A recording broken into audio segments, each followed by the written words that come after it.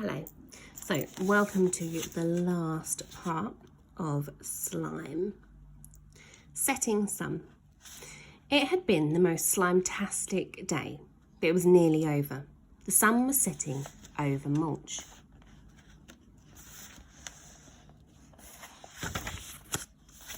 Home, please, called out the boy to the slimy jetpack on his back. Certainly, Ned, obliged Slime, and they flew through the sky back to the place where the adventure had begun, the family cottage. Whoosh! Can you remember how slime was made back at that cottage?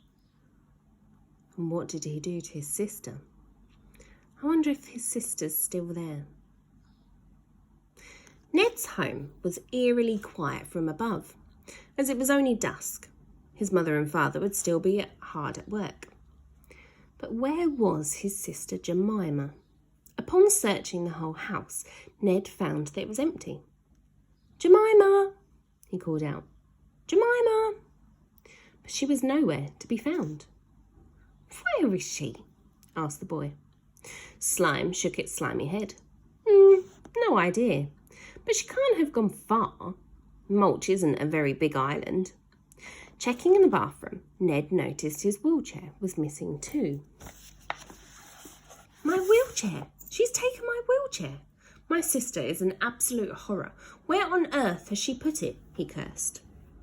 What would she want with it? I bet she's thrown it off a cliff. Ned, you don't know that. She's done worse. Jemima can't be all bad. Oh, she is, replied Ned. Well, let's see if we can find her. If we do, I'm sure your wheelchair won't be far away. I guess so. I know so. Come on. With that, Slime scooped the boy out of the bathroom, and they took to the skies once more. This time, Ned's friend translimed into a kite, or slite. The boy lay on top of the slite, and together they flew across the island in search of Jemima. Look, shouted the boy. Boot prints. Do you remember who wears boots? Indeed, there were big boot prints in the mud leading into the forest. The pair glided over the trees until Ned spotted a clearing. There was a flash of bright colours down below, and the boy thought it might just be his big sister's flowery dress. He gestured for Slime to descend, and silently the pair swooped down to the forest.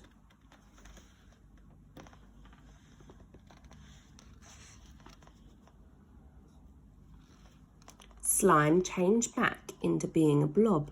It scooped Ned up in its blobby arms and held him tight. The boy was right. Up ahead, beside the oldest tree in the forest, was Jemima and his wheelchair. The girl was too far away for Ned to know what she was doing, but he was sure she was up to no good. Let's get her again, Ned whispered to Slime. Hang on a moment, hesitated Slime. No, come on, we need the element of surprise. Now turn yourself back into a ball. A slime ball? Exactly. Then we can roll over to her and, surprise, cover from head to toe in slime. Slime shrugged, as much of a blob of slime can shrug, and did what it was told. Ned pulled himself onto the top of the slime ball, and together they rolled across the forest nearer and nearer to the girl. It was only when they were near that Ned saw that Jemima's head was resting on the seat of his wheelchair.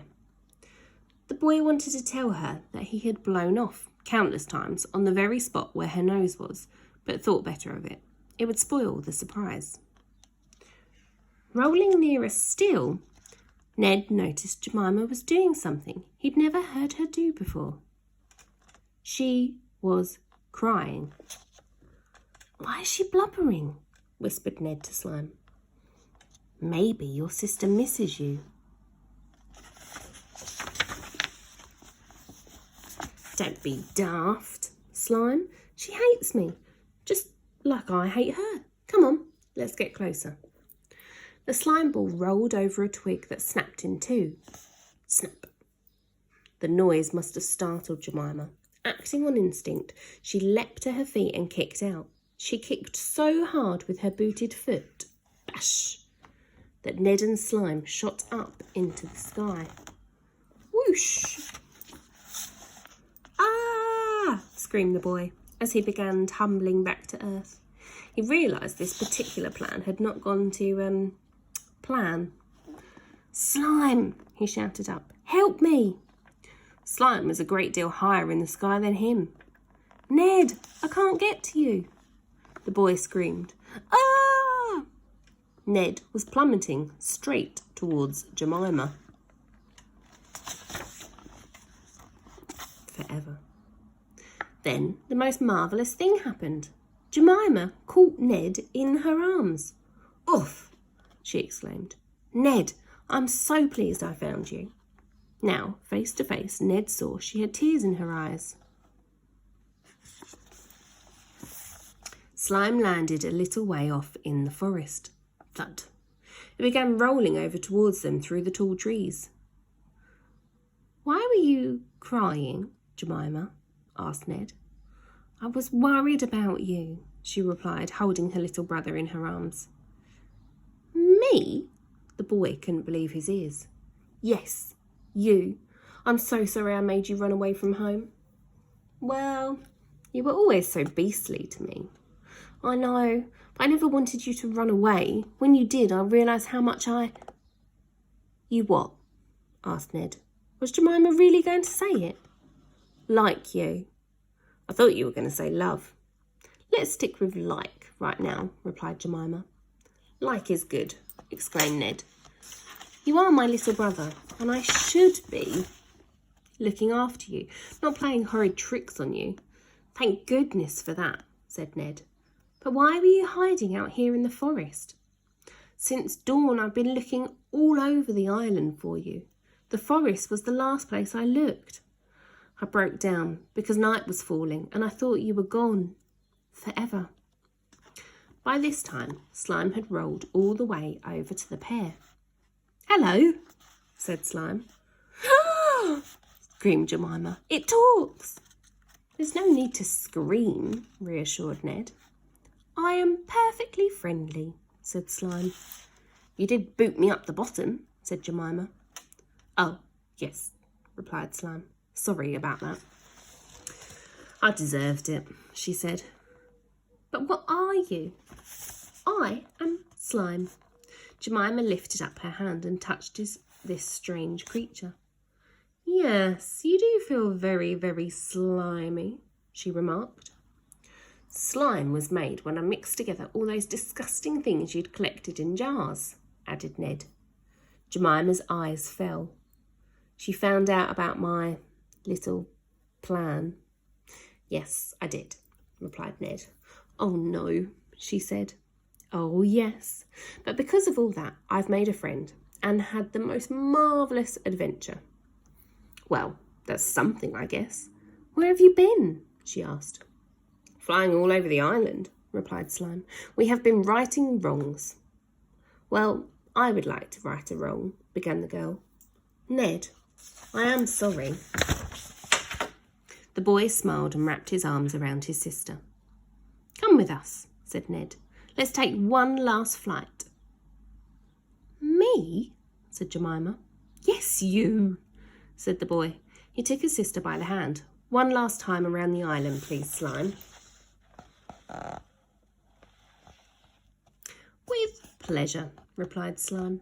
It scooped up the pair and took to the sky. This time it changed into a great slimy dragon. Ned and Jemima held on to each other as they sat on its back, its wings flapping below them. Final flight. Together, Ned and Jemima flew all over Mulch. They flew over the school, where the pupils were all streaming out of the building, laughing and joking.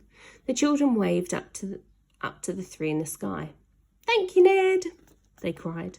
The boy beamed and waved back. Next, they flew over the park.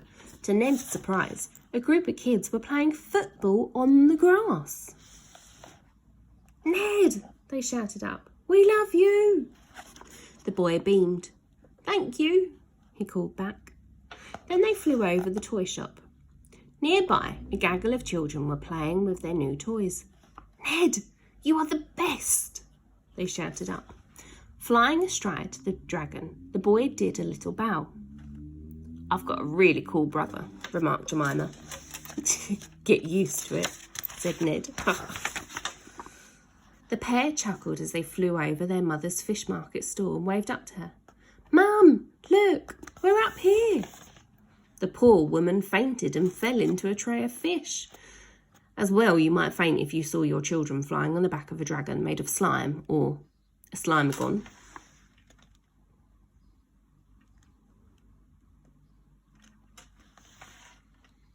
Ned and Jemima swooped over their father's fishing boat that was just coming into port. "Dad, look!" The man nearly tumbled off his boat into the sea. "Oops," said Ned. Another boat was heading out of port. It was a prison ship. All the horrid grown-ups, Wrath, the Envies, Pride, Sloth and the Gluttons, were all locked in cages on the deck. They rattled the bars and screamed at the sky. "We'll get you for this," they cried. "So long, suckers," called out the boy. Laughed Jemima, and she, Ned and Slime soared high up above the clouds.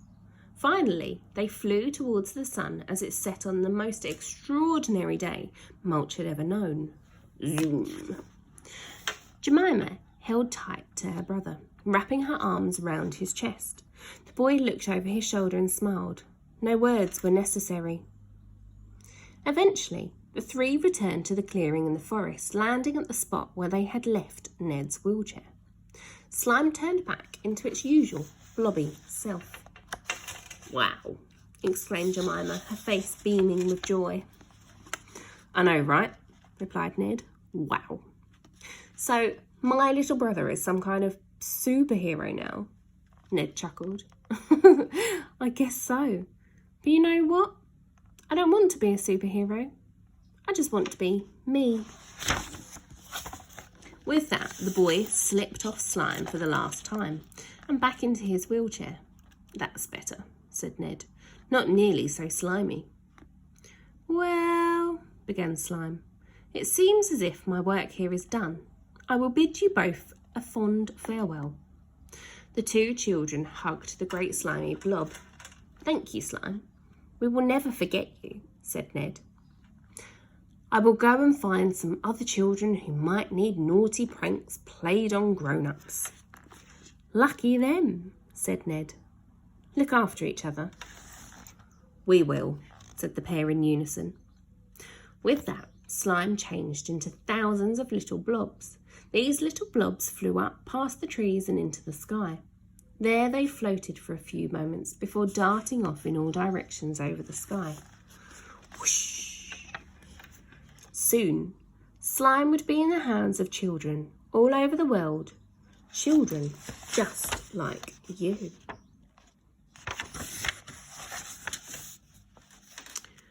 "We should be home in time for tea," said Ned. "It's your birthday tomorrow," remembered Jemima. "I know. No surprises, please." "As if," chuckled the girl. "I will run your bath." Ned gave his sister a look. "With water," she continued. I almost trust you." Ned began turning the wheels of his wheelchair, and Jemima took the handles at the back. "Let me give you a push," she said. "I don't need a push. In fact, why don't you hop on?" "Are you sure?" "Yeah. This thing is cool. Let me show you what me and my wheelchair can do." "All right," replied the girl as she hopped on to a bar at the back.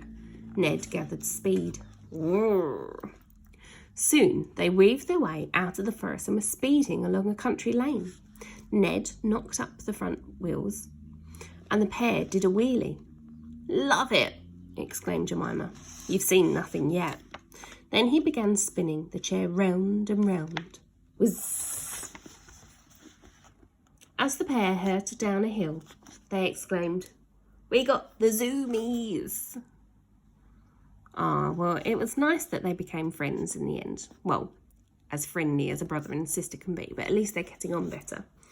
Maybe you could tell your teacher about one of the stories you'd have if slime came to visit you, and if you'd get your own back on someone. I hope you enjoyed listening to me read Slime. If you like David Walliams' books, then obviously he's written lots more. There might be one there that you haven't read yet. Goodbye.